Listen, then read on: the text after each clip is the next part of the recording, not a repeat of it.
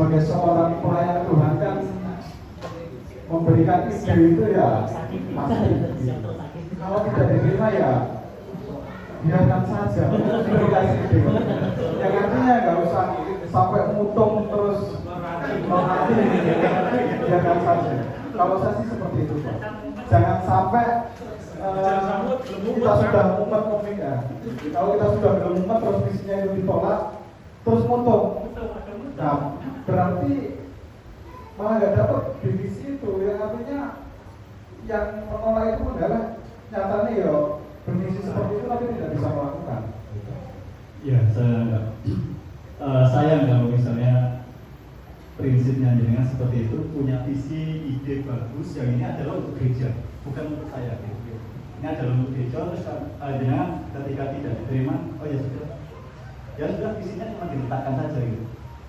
Nah ini sayang mas, kalau nanti jadi pendeta meskipun seperti itu sayang sekali, kalau itu visi yang baik untuk gereja. Oke, ke analisa, mas sudah bangun tak?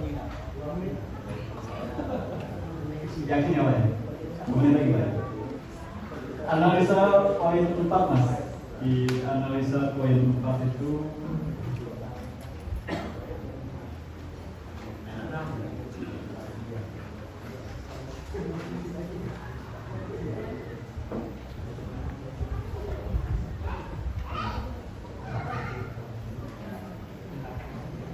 menyiapkan kader untuk masa depan. Apakah hasil analisanya masalah itu sudah cukup mas? Di hasil analisa halaman 30 poin 4 itu hasil analisa dari menyiapkan kader untuk masa depan.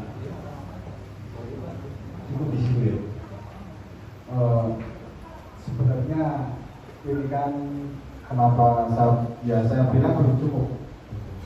Masih banyak yang bisa dikerjakan untuk menyiapkan kader di masa depan.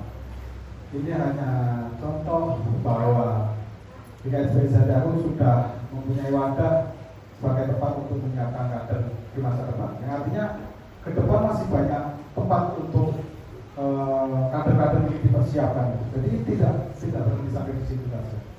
Iya, terima kasih mas. Karena dengan menganalisa dari hasil diskusi dalam video call itu kan di halaman 28, yang di situ adalah ada dua penatua yang menyampaikan pendapat tentang menyiapkan kader untuk masa depan. Nah kemudian penatua Yaman itu berbicara tentang anak-anak sekolah minggu. Nah bagaimana diberdayakan? Nah di situ yang jenengan tidak analisa. Dan karena anak sekolah minggu adalah aset terbesar, dan di situ nanti kita pendeta itu mengalami kelemahan bahwa tidak menjangkau anak-anak. Yang dijangkau itu orang dewasa. Jadi pendetanya cuma dewasa. Terakhir mas, ini mas Bapak idolami pemimpin idolamu semua. Pemimpin idola Tuhan Yesus kan teladan sang pemimpin. Oke. Ya, teladan bahasa. Kalau Tuhan Yesus coba lihat di refleksinya dengan refleksi teologis ya. Saya sepakat karena Pak Samuel meneladan manajemen dan kepemimpinan sang gembala yang progresif. Di refleksi teologisnya itu panjenengan malah kayaknya mengidolakan Daharus sama Paulus sih. Refleksi teologis. Iya. Di situ sebenarnya hanya sebagai contoh yang saya berikan. Jadi dalam kajian itu ada beberapa contoh yang saya angkat atau ingat kembali bahwa kepemimpinan kita tokoh-tokoh Alkitab itu ada yang kuat.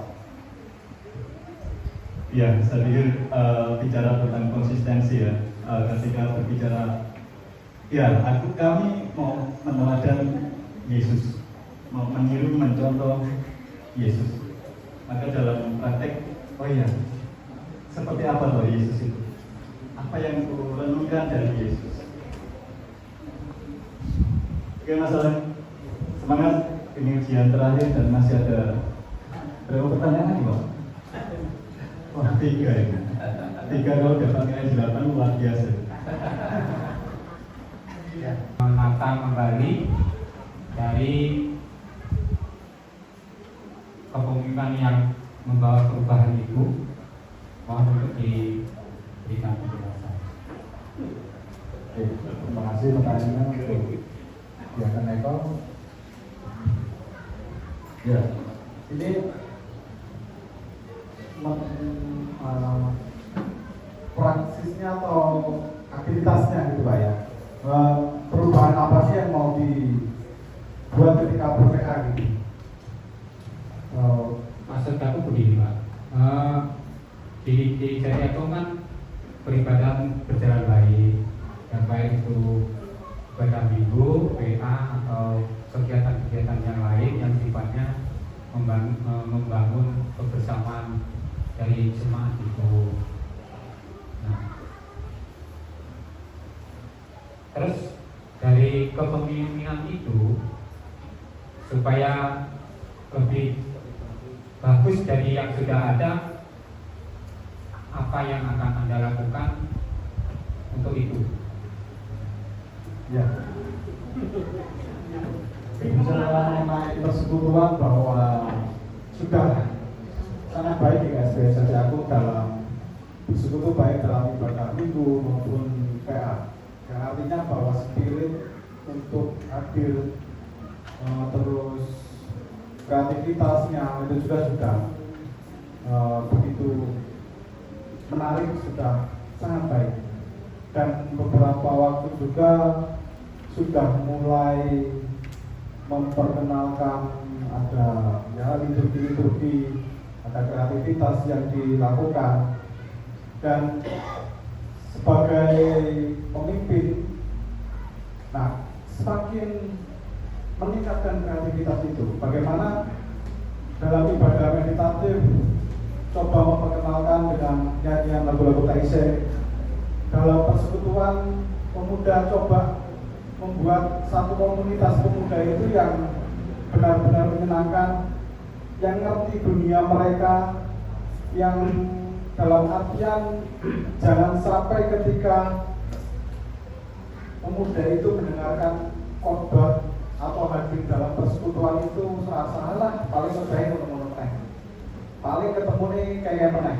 Yang artinya bahwa ke depan sampelnya saja pemuda sudah mulai membangun persekutuan dengan teman-teman di lingkungan Klasis Tanjung Karang, membangun komunitas dengan teman-teman di luar Klasis, yang artinya banyak hal, banyak sesuatu yang perlu dikerjakan dalam sebuah persekutuan. Dan ini memerlukan energi, memerlukan relasi yang baik mestinya. Yang artinya menjadi seorang pemimpin juga memerlukan relasi dengan pendeta-pendeta lain, dengan teman-teman di luar, bahkan di luar Klasis juga perlu. Yang artinya perlu meningkatkan hal-hal seperti itu. Kita juga dulu pernah punya forum, cuma sekarang kalau nggak salah forum itu sepi atau bahkan hilang. Nah ini mulai dihidupkan kembali. Dalam persekutuan jemaat pakai liturgi yang menarik. Hari-hari ini sudah melibatkan jemaat dalam liturgi sebagai liturgos. Ini menjadi sesuatu yang menarik,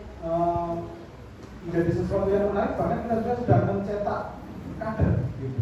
Mempersiapkan nanti jemaat yang sudah lancar dalam liturgos, ya dikunjungi, dipersiapkan tahun 2024 ditampil jadi majelis, ya bisa saja. Yang artinya bahwa sesuatu yang menarik, sesuatu yang luar biasa itu perlu pengelolaan, perlu juga relasi. Kalau ide-ide banyak Pak, saya juga nanti kita garap bareng-bareng.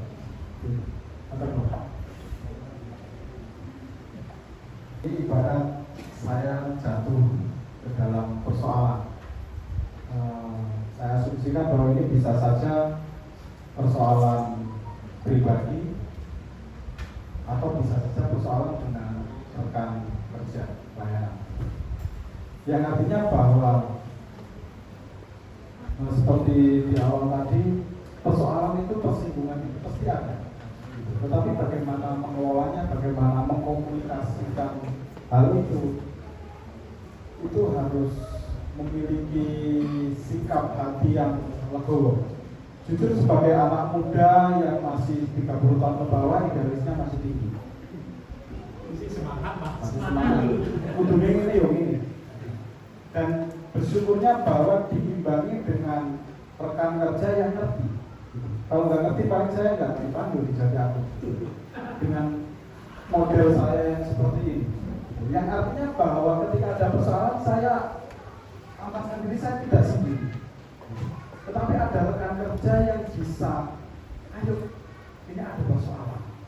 Dan semoga saja tidak malah kabur. Yang artinya kabur dalam artian lain gitu. Artian yang luas, bisa kabur meninggalkan pelayanan itu yang sangat fatal, bisa mulai mundur dari pelayanan, itu bisa saja terjadi. Tapi idealisnya yang saya pahami ketika menghadapi sebuah persoalan, saya share dengan kalau permasalahan itu begitu mengerti ini permasalahan yang bisa dibahas secara umum, atau saya cukup hanya cerita dengan orang-orang tertentu, bisa MPC atau hanya orang-orang tertentu. Yang artinya saya memataskan diri, saya tidak akan sendiri ketika menghadapi persoalan. Itu Pak, cara saya untuk mengelola persoalan yang terjadi.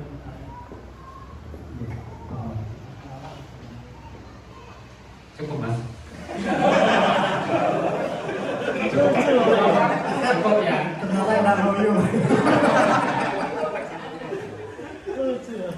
Ini masih satu, tapi belum cukup. Dari hasil makalah yang disampaikan kepada kita teman ini bahwa manajemen dan kepemimpinan yang progresif yang berubah. Nah, dari hasil akhir dari pemaparan sampean ini, apakah ini menjadi acuan sampean ketika nanti memang benar MMNG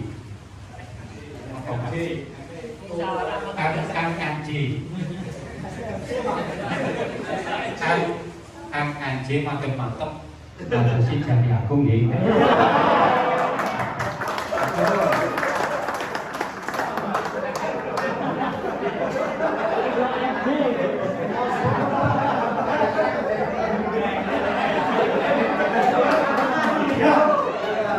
Yang dia mengaturkan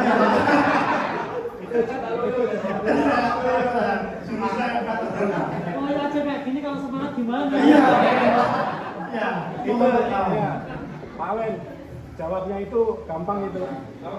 Masuk Pak Iko.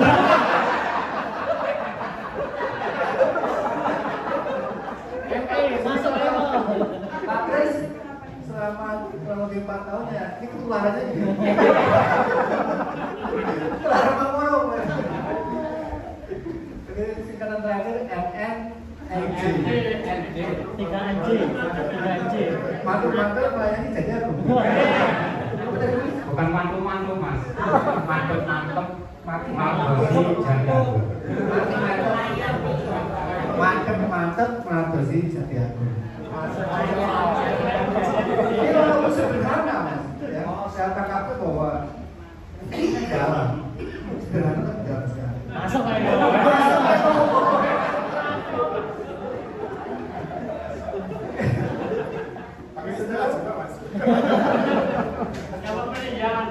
Kita akan lanjutkan ke sesi, karena ini adalah sesi terakhir. Jadi karena kesepakatan kedua sesi diberikan kepada MPK, kemudian setelah MPK, majelis dan jemaat.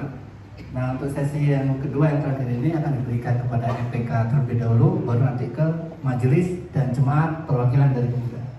Mungkin dari MPK mau berbicara. Sambil yang pemuji dan pemuda yang berikan. Hampir selesai sesi materi keempat, manajemen dan kepemimpinan. Itu tinggal masukan saran dari MPK. Oke, jam menunjukkan pukul 3:30. Jadi biasanya pembimbing terus kalau pendeta dengan saya itu guruan. Di satu ilmu ya. Sama miskota dilarang saling mendahului. Ya kita paham. Bicara masalah leadership dan manajemen ini menarik, ya, menarik sekali. Dan kalau kita memang menekuni dalam hati, saya baca dulu masalah ini. SBS Jati Agung untuk satu, menerima dan melaksanakan tata gereja GKSBS. Dua, melaksanakan tugas-tugas saya sebagai pendeta GKSBS dengan penuh tanggung jawab dan pengabdian kepada Tuhan Yesus Kristus. Tiga, menerima dengan rela segala peringatan atau pengembalaan dari anggota dan atau majelis jemaat dan majelis pimpinan klasis atau majelis pimpinan sinode bila saya tidak memenuhi atau melanggar baik dengan sengaja maupun tidak sengaja janji-janji tersebut di atas. Surat pernyataan janji ini saya buat dengan penuh kesadaran dan kejujuran untuk memenuhinya. Dibuat di Jati Agung pada tanggal 31 Maret 2023 yang berjanji Alentinus Yonatan menyaksikan Majelis Pimpinan Sinode GKSBS Pendeta Erik Timotius Purba MSI selaku sekretaris, Majelis Jemaat GKSBS Jati Agung sebagai Ketua Penatua Loro Edi Sukanto, sebagai Sekretaris Penatua Irawan Wiranto. Terima kasih.